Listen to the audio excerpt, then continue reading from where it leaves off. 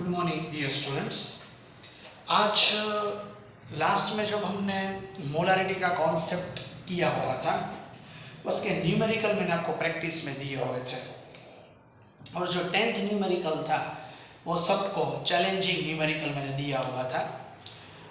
आज का जो लेक्चर है वो इंग्लिश मीडियम और गुजराती मीडियम दोनों के लिए कॉमन रहने वाला है, ताकि मैं ज़्यादातर बातें हिंदी में करने वाला हूँ ताकि गुजराती मीडियम के स्टूडेंट्स को भी वो बात समझ में आ सके। Is it clear?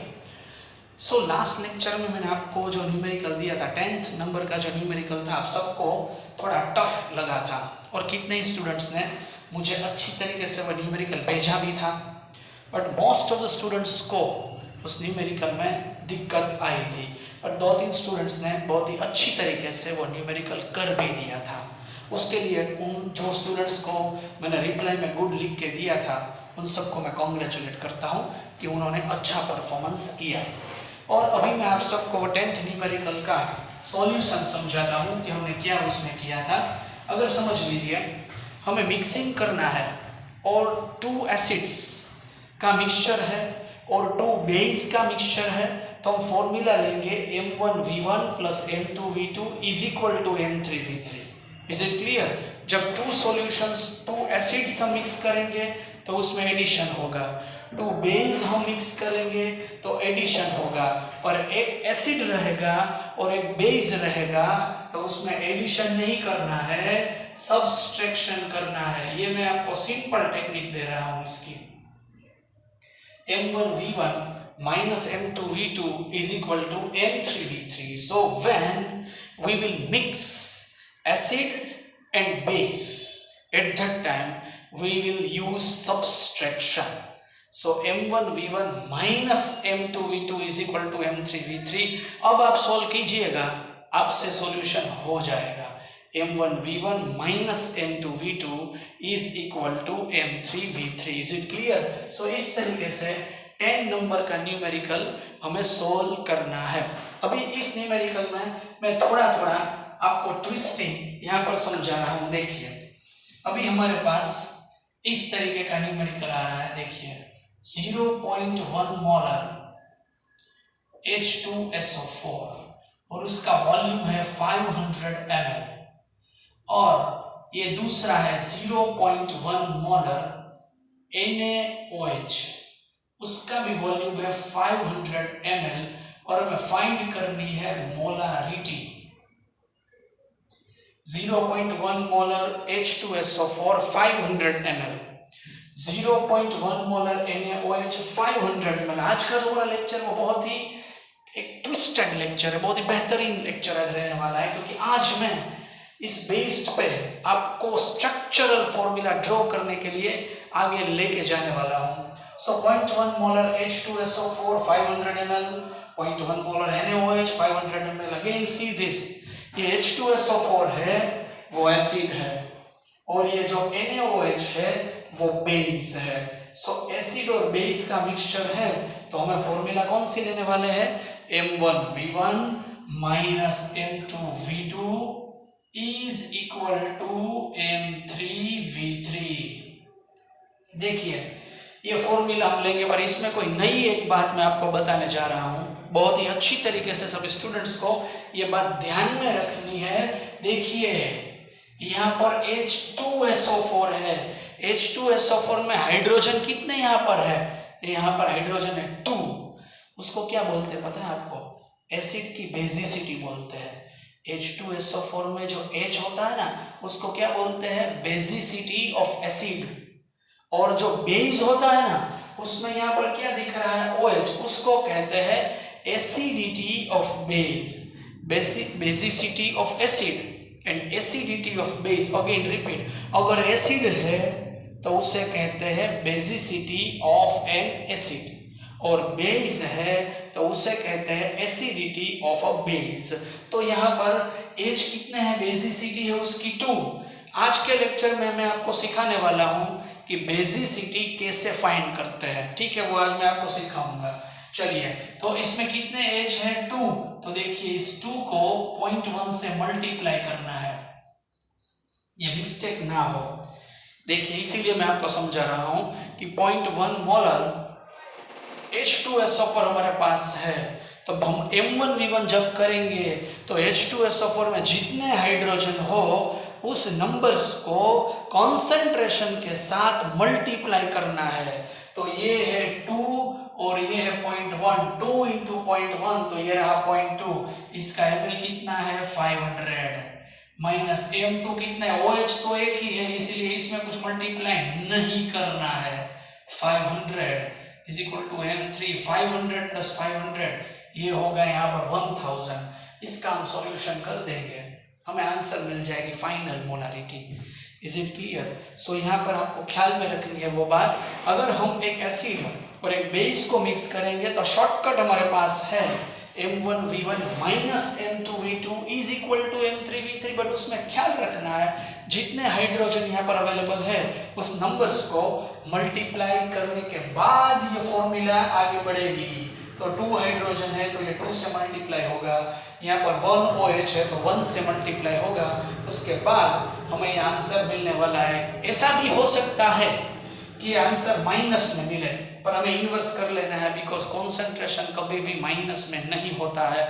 अगर समझ लीजिए कि इसका मैं आपको एक दूसरा इंपॉर्टेंट पॉइंट बताता हूं, अगर H2SO4 0.1 मोलर और ये 500 ml 0.1 मोलर NaOH को मिक्स करते हैं तो जो मिक्सचर बनता है उसका नेचर कैसा रहेगा। देखिए नेचर किस तरीके से मल्टीप्लाई, किस तरीके से सोचना है, देखिए तो दोनों को मल्टीप्लाई कीजिए, किसका मल्टीप्लाई हायर रहा 0.2 इंटू 500 और ये 0.1 इंटू 500, बट ऑब्वियस है कि ये हाईएस्ट रहेगा, ये हाईएस्ट रहेगा, तो ये जो सॉल्यूशन है वो कौन सा रहने वाला है, एसिडिक रहने वाला है। समझ सकते हैं, दोनों को मिक्स करेंगे तो सॉल्यूशन की नेचर कैसी रहेगी, एसिडिक नेचर रहेगी। ये फर्स्ट सेक्शन हमारे सामने है। अभी मैं आपको तीसरा उसका एग्जांपल समझाता हूं, देखिए फिर भी आप कॉन्सेप्ट समझिए। HCl 200 ml 0.8 molar NaOH 200 ml। Again हमारे पास ये एसिड है और ये बेस है, तो हम कौन सी फॉर्मूला का इस्तेमाल करेंगे, M1V1 minus M2V2 is equal to M3V3। चलिए M1V1 क्या है यहाँ पर M1V1 करने से पहले देख लीजिए कि एसिड में कितने हाइड्रोजन है, तो एसिड में सिर्फ एक ही हाइड्रोजन है तो इसमें कोई दिक्कत नहीं है कि 0.3 into 200 minus 0.8 into 200 is equal to M3, 200 plus 200 400। देख लीजिए यहाँ पर आंसर नेगेटिव आएगा, नेगेटिव आएगा, इसका मतलब हमें ये पहले लिखना चाहिए, ये बाद में लिखना चाहिए। पर एक बात यहाँ पर कंफर्म हो गई है कि इसका नेचर कैसा रहेगा, पता है आप सबको, इसका नेचर रहने वाला है बेसिक। कौन सा नेचर रहने वाला है, बेसिक, क्योंकि यहाँ पर बेस ज्यादा है, बेस का जो मल्टीप्लिकेशन है मोलारिटी और वॉल्यूम का वो ज्यादा रहने वाला है, इसीलिए इसका नेचर कैसा रहेगा, बेसिक नेचर रहेगा। देख लीजिए आप सबको ये न्यूमेरिकल की फाइनल मोलारिटी, इसका फाइनल आंसर है वो करके देनी है, इसकी भी आपको फाइनल मोलारिटी फाइंड करनी है। और एक न्यूमेरिकल मैं आपको समझाता हूं ताकि सभी स्टूडेंट्स को ये अच्छी तरीके से आ जाए। ओके, यहाँ पर 0.2 मोलर KOH 100 ml। पहले में क्या देखना है, ये कौन से सॉल्यूशन है, तो हमें फिर से यहाँ पर पता चला ये एसिड है और ये बेस है। एसिड और बेस हो तो हम सोच सकते हैं M1V1 minus M2V2 is equal to M3V3। इस फॉर्मूला का हम इस्तेमाल करने वाले हैं। देखिए यहाँ पर M1 क्या रह रहा है, M1 यहाँ पर 0.4, ठीक है। V1 यहाँ पर क्या आएगा तो कि 100 माइनस M2 क्या है तो कि M2 है 0.2 और V2 क्या है 100 और टोटल वॉल्यूम कितना है 100 प्लस 100 200। इसका फाइनल सॉल्यूशन करेंगे आपको मिल जाएगा M3, बट इसका नेचर कौन सा रहेगा, तो इसका नेचर रहेगा एसिडिक, क्यों एसिडिक रहने वाला है? समझ सकते हैं ना आप, एसिडिक क्यों रहेगा? क्योंकि इसका M1V1 का मल्टीप्लिकेशन हाईएस्ट है, दोनों का मल्टीप्लाई करना है, M1V1 M2V2, जो हायर रहेगा वो उसका नेचर रहेगा। अगर एसिड का मल्टीप्लाई हायर रहेगा तो एसिडिक, और बेस का मल्टीप्लाई अगर हायर रहने वाला है तो वो बेसिक नेचर में होगा। ये स्टूडेंट्स आप सब जान लीजिए, ये भी टाइप के न्यूमेरिकल्स JEE नीट और गुड सीईटी में इस टाइप के न्यूमेरिकल पूछे जा सकते हैं। क्लियर? और टैलेंटेड स्टूडेंट्स को ऐसा तो वेकेशन में स्पेयर टाइम में ही कर लेना है, ताकि जब भी चैप्टर शुरू हो तब हमारा कॉन्सेप्ट बहुत ही पावरफुल बन गया हो। मैंने 3 एग्जाम्पल आपके सामने लिए हैं, पर बात मैंने एक ही बोली है, याद रखिए। फिर से मैं बोलता हूँ, अगर 2 एसिड्स को मिक्स करते हैं तो M1V1 प्लस M2V2 करना है, 2 बेस को मिक्स करते हैं फिर से M1V1 प्लस M2V2 करना है, और अगर एक एसिड और एक बेस को मिक्स करते हैं तो M1V1 माइनस M2V2 हमको करना है। अगर हम सब्सट्रैक्शन वहां पर करेंगे तभी के तभी हम आगे बढ़ सकते हैं। तो दूसरी इंपॉर्टेंट चीज, second important parameter that what is the nature of this mixture. अगर हम 2 एसिड्स को मिक्स करते हैं तो बट ऑब्वियस है नेचर एसिडिक रहेगा, 2 बेस को मिक्स करते हैं नेचर बेसिक रहेगा। पर अगर हम एक एसिड और एक बेस को मिक्स करते हैं तो जिसमें कॉन्सेंट्रेशन और वॉल्यूम का मल्टीप्लाई हायर रहेगा वो उसका नेचर रहेगा। यहाँ पर हमने देखा कि यहाँ ये एसिड 0.1 इंटू 500 ये हायर है, क्योंकि हमें यहाँ पर देखनी पड़ी थी उसकी बेसिसिटी, इसीलिए ये 0.2 हो गया इंटू 500, तो ये मल्टीप्लिकेशन हायर आया तो ये एसिडिक हो गया। ये हो गया बेसिक बिकॉज इसमें ये हाईएस्ट है, ये हो गया एसिडिक बिकॉज इसमें ये हाईएस्ट है। तो ये हमारे पास ये न्यूमेरिकल यहाँ पर आ गए हैं। अभी न्यूमेरिकल कितने भी मैं आपको इसके 5 to 6 न्यूमेरिकल आपको प्रैक्टिस में दे रहा हूँ, पर आज का चैलेंजिंग क्वेश्चन मैं आपके सामने रख रहा हूँ। वो चैलेंजिंग क्वेश्चन कौन सा है? तो एसिडिटी ऑफ बेस और बेसिसिटी ऑफ एसिड वो किस तरीके से फाइंड कर सकते हैं, ये चैलेंज आज के लिए मैं आपके लिए छोड़ के जा रहा हूँ। आप सबको मुझे आंसर बाय व्हाट्सएप देना है, जो भी आप सर्च कर सके, पर्सनली मुझे भेजना है, होमवर्क कपिल सर को भेजना है।